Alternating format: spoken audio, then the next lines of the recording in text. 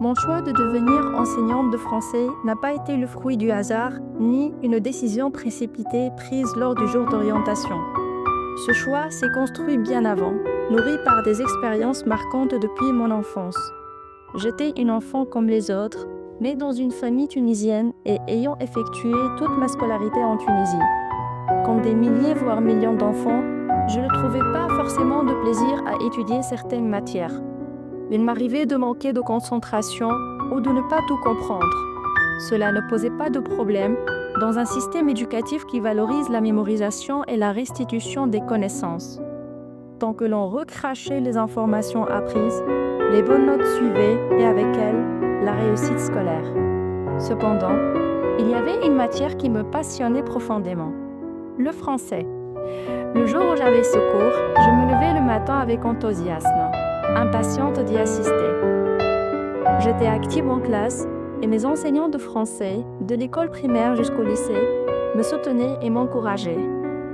Cet engouement était réciproque. En dehors des cours, ma famille et mes amis reconnaissaient mon aisance avec la langue. Ils me demandaient souvent de leur expliquer des règles grammaticales qu'ils trouvaient complexes et je leur apportais des réponses claires sans difficulté. Cette reconnaissance renforçait mon attachement au français et me motivait davantage. Au lycée, j'ai remarqué que mes camarades commençaient à négliger les langues, en particulier le français.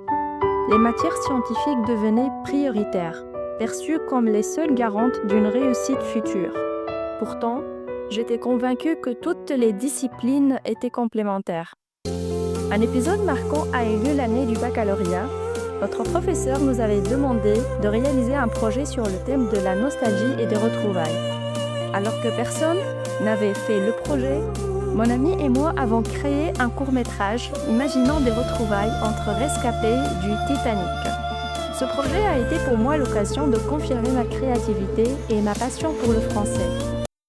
Quand est venu le moment de choisir mon parcours universitaire, j'ai décidé de transformer ma passion pour cette langue en amitié. J'ai intégré l'Université des Lettres et Sciences Humaines de Sfax en Tunisie, en spécialité langue, littérature et civilisation française. Ce choix a suscité de nombreuses critiques de ma famille et de mes amis.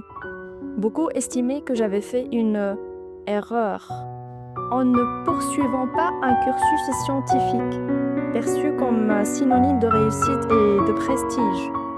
Certains allaient jusqu'à considérer mon choix comme une faute, presque impardonnable, comparable au péché originel. Ma première année de licence a été difficile. Les regards méprisants et les remarques blessantes et douloureuses m'ont souvent fait pleurer. Mais ces épreuves ont renforcé ma détermination. J'ai décidé de travailler d'arrache-pied pour exceller dans ce domaine.